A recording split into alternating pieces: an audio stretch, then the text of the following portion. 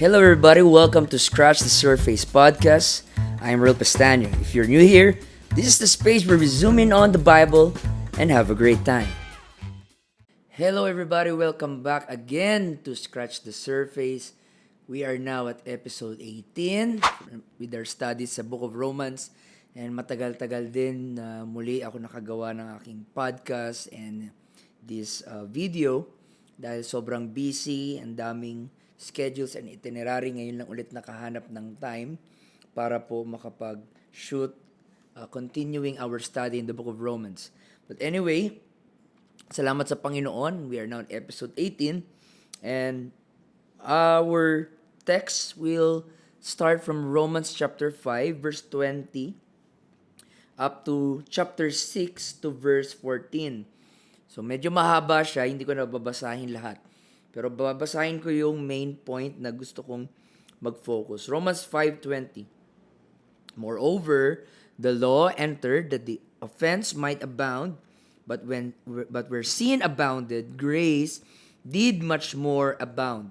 That as sin had reigned unto death, even so might grace reign through righteousness unto eternal life by Jesus Christ our Lord. Now, sinong pilosopong magbabasa nito? Pwedeng sabihin na, so where sin abounded, grace did much more abound. So, ibig sabihin ba na it's okay to keep doing sin so that grace will abound? Expected na ni Paul ang ating sagot diyan. Kaya, dinugtungan niya agad, Romans chapter 6 verse 1. What shall we say then? Shall we continue in sin that grace may abound? And expect na niya na may magtatanong niyan And then sabi ni Paul, God forbid. How shall we that are dead to sin live any longer therein? So, I want to title this one from that verse, chapter 6, verse 1, Shall we continue in sin that grace may abound? Shall we continue in sin that grace may abound? Of course, we know the answer, absolutely not. I believe na ang isa sa kumakalat na disgusting doctrine today ay yung perverted grace na porket may grace si Lord, pwede natin gawin anong gusto natin gawin. Gawin natin lahat ng klaseng kasalanan dahil andyan naman ang grace ni Lord at mas maraming kasalanan, mas maraming biyaya. I resist and I reject that kind of teaching that is not biblical. That's not the Word of God. Hindi po tayo niligtas ng Diyos sa kasalanan para bumalik na naman sa kasalanan. Hindi tayo niligtas ng Diyos sa kasalanan upang maging malaya tayong gawin kung ano yung gusto nating gawin. Hindi po yun ang purpose ng grace. Ang purpose ng grace ay salvation. At ang purpose ng salvation is sanctification. Kaya ka niligtas ni Lord for you to be set apart. He set you apart from Satan's influence. He set you apart from worldly system. Ang salvation po, this is not just a makeover. Ang salvation, this is a takeover. God had took over your life at winawasak ni Lord lahat ng mga itinanim na mga sinful system, worldly system, at dahan-dahang winawasak ni Lord at itinatayo ng Diyos ang kanyang system of His holiness. So, the point here is that kailangan natin maintindihan ano ba talaga ang purpose ng grace. Dahil lahat ng Christians, lahat ng mga unbelievers, when we hear the message of grace, gustong-gusto natin yan. Like, we enjoy it, we are thankful, umiiyak pa tayo pag naririnig natin yung grace. Pero pag tinatanong, why? What is the purpose? Why did God give us grace? To do what we want to do? That's not what the Bible says. God saved us by His grace so that we would not live in sin again. We are thankful for the grace of God.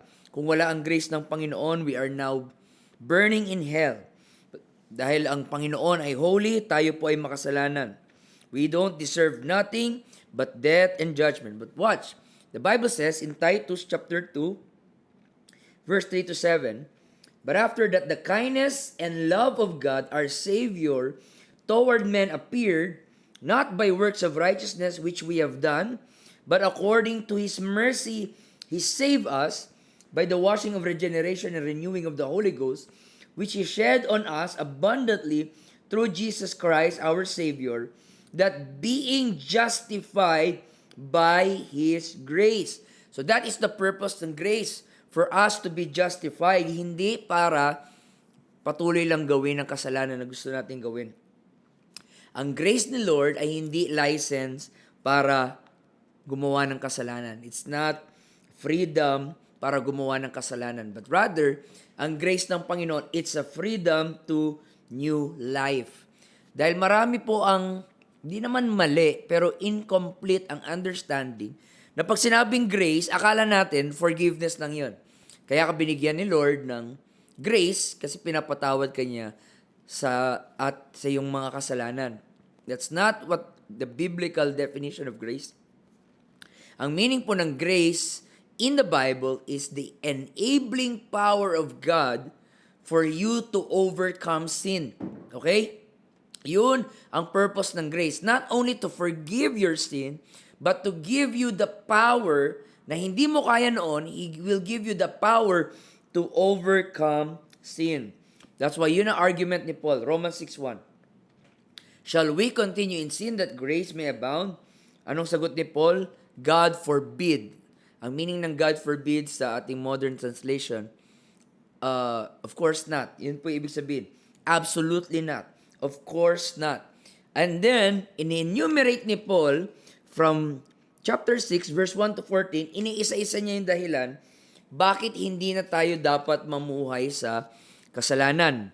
Number 1, in Romans 6:3, know ye not that so many of us were baptized into Jesus Christ, were baptized into His death? So this is the first reason. Number 1, bakit hindi na tayo dapat mamuhay sa kasalanan? Because we are baptized into the death of Christ.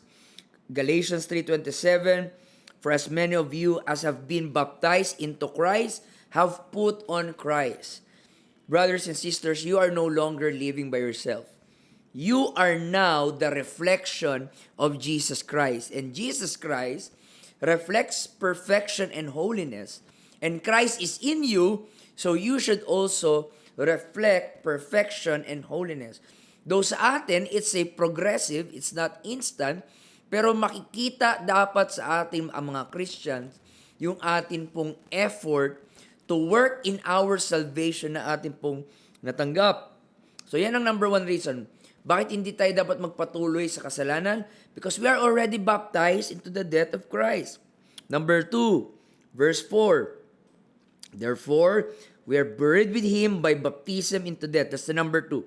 We are buried with Him by baptism into death. Colossians 3:3. For ye are dead, and your life is hid with Christ in God. So, shall we continue in sin that grace may abound? No! Bakit po? We are baptized already. Tayo na inabautismuhan at hindi lang to sa tubig, kundi tayo ay inilibing kasama ni Kristo. We are submerged, we are identified, we are placed into Christ, mga kapatid. Ito yung lagi kong analogy na parang si Jesus ay yung malaking elevator at tayo ay nasa loob niya. At pag umakyat si Jesus, umakyat din tayo. Pag bumaba siya, bababa din tayo. Dahil tayo ay na kay Kristo at si Kristo ay nasa atin. Okay? Bit-bit na natin ang identity ni Jesus Christ. Bigyan ko kayo ng example ng pagiging isa natin kay Kristo. John 14:27. My peace I give unto you. Sabi ni Jesus. John 15:11. My joy might remain in you. Sabi ni Christ, kung yung peace na meron sa akin, meron na rin sa iyo. Yung joy na meron sa akin, meron na rin sa iyo once you were baptized into Him. There is that oneness, we are oneness with Christ. Church, pag tayo ay Christians, hindi na tayo namumuhay ng gusto natin. Hindi tayo namumuhay na kung anong gusto natin, yun ang masusunod. Kung anong desire natin, yun ang masusunod. Kung anong ambition natin, yun ang masusunod. Hindi na po. Ngayon, simula tayo ay na kay Kristo, lahat ng ating ginagawa ay para lang dapat sa kanyang kaluwalhatian. So, ito ang dahilan bakit maraming ayaw maging Christians. Bakit? You have to deny yourself. There is a death of yourself. You carry your cross and you die daily. Number 3, Romans 6:5, not only we are buried with Him, but we are resurrected with Him. That's number 3. We are resurrected with Him. Hindi lang tayo na-unite with Christ sa baptism, kundi pati sa kanyang resurrection. Okay? And then number 4, verse 6, knowing this, that our old man is crucified. So, hindi lang tayo baptized into death, hindi lang tayo buried with Him, hindi lang tayo resurrected with Him, but the Bible also says, we are crucified with Christ. This is not a physical crucifixion katulad ng naranasan ni Christ doon po sa Calvary, but this is the crucifying of our flesh. Paul said in Galatians 2:20, I am crucified with Christ, nevertheless I live, yet not I, but Christ liveth in me. And the life which I now live in the flesh, I live by the faith of the Son of God, who loved me and gave Himself for me. So, again, shall we continue in sin that grace may abound? No, absolutely not. Bakit? We are baptized into death, we are buried with Him, we are resurrected with Him, we are crucified with Christ. So tayo na iisa sa ating Panginoon. Galatians 5:24, and they that are Christ have crucified the flesh in the affections and lusts. So the moment we serve the Lord, meron na po tayong bagong buhay. Hindi lang po bagong relihiyon, hindi po bagong inaaniba na simbahan, hindi po bagong filosofiya. Ang goal ng Panginoon ay bigyan tayo ng bagong buhay. Kahit lahat pa ng relihiyon pasukin mo, kung hindi nagbago buhay mo, walang kwenta yung pinasok mong relihiyon. Ang nais ng Diyos ay pagbabago ng buhay. Tingnan nyo sa Romans 6 verse 4, yung last phrase dyan, sabi ni Paul, now we should walk in the newness of life. Lumakad na tayo sa bagong buhay na ibinigay ng ating Panginoon. Of course, hindi pa tayo perfect. Of course, malaki ang chance na tayo pa rin ay magkakasala. Pero iba na po yung slave ka sa sin at meron kang struggle sa sin. Noon, isang tukso lang ng kasalanan, nadadala ka kaagad. Pero ngayon, meron ka ng choice, kaya mo siyang labanan kung pipiliin mong magpasakop kay Kristo. So, ano ang gagawin natin para lumakad tayo sa bagong buhay na binigay ng Panginoon? I'll give you 2 answers. Number 1, consider yourself dead unto sin. Tingnan yan, Romans 6:11. Likewise, reckon ye also yourself to be dead indeed unto sin. So, dapat i-consider mo ng sarili mo na patay sa kasalanan. Okay? Merong struggle, yes, pero tayo na po ay hindi alipin ng kasalanan. But dying to our sin is not enough. Hindi lang po tayo dapat mamatay, meron pang kasunod. Romans 6:11. Likewise, reckon ye also yourself to be dead indeed unto sin. Hindi sapat na mamatay ka lang, pero dapat, ito na yung number 2, you must consider yourself alive in Christ. You must consider yourself alive unto the Lord. So, ito po yung argument ni Paul. Bakit hindi na tayo dapat lumakad sa kasalanan? Because we are baptized into the death of Christ. We are buried with Him by baptism into death. We are resurrected with Him. We are crucified with Christ. And now, we must always die in our sins and consider ourselves alive into Christ. So, napakagandang statement po. Meron tayong struggle sa kasalanan, pero hindi na po kasalanan ang naghahari sa ating buhay. Hindi na po siya ang master, wala na po tayo sa kanyang chains and bondage, nalalabanan na natin siya sa tulong ng kapangyarihan ng Espiritu ng ating Panginoon. So, Ito ang last statement na binigay sa atin ni Paul para tayo ay mapanatiling lumakad sa bagong buhay. Ito napakaganda. Romans 6:13. Neither yield your members as instruments of unrighteousness unto sin, but look at this. Yield yourself to God. I like that. Give your whole life to God. It's not just about going to church. It's not just about reading your Bible. It's not just about memorizing scriptures.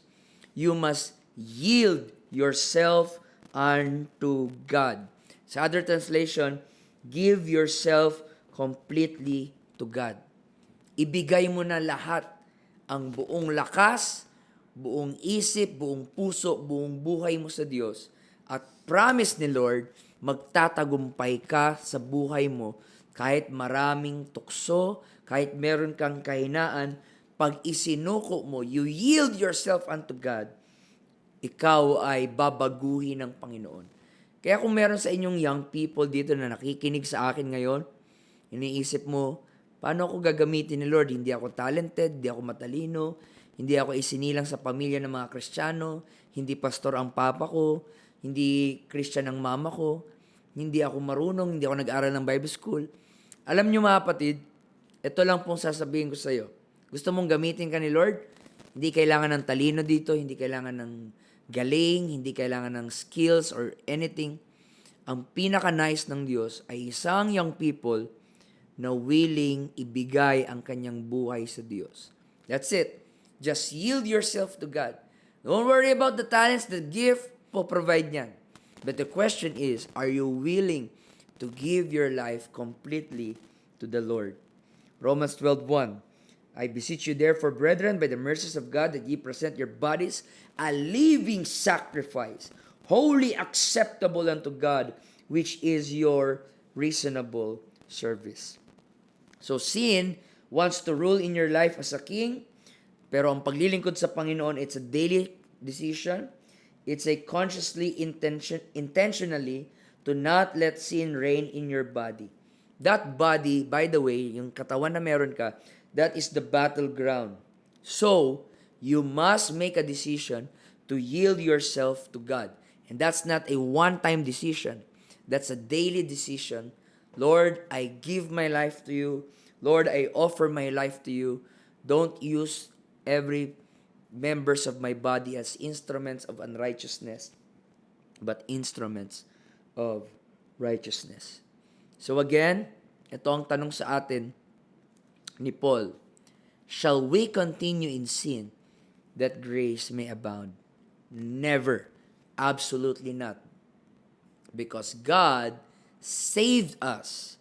God has delivered us so that we could give ourselves completely to God. Let us pray. Father, Lord, thank you, God, once again for this beautiful, astonishing scripture that you have reminded us that since we received your grace, we cannot make an excuse and justification that it's okay to commit sin, commit again, because we know you are gracious. Lord, thank you for giving us the right understanding, that you have given us the grace so we could overcome sin, so we could defeat sin, so that we will not be slave unto sin.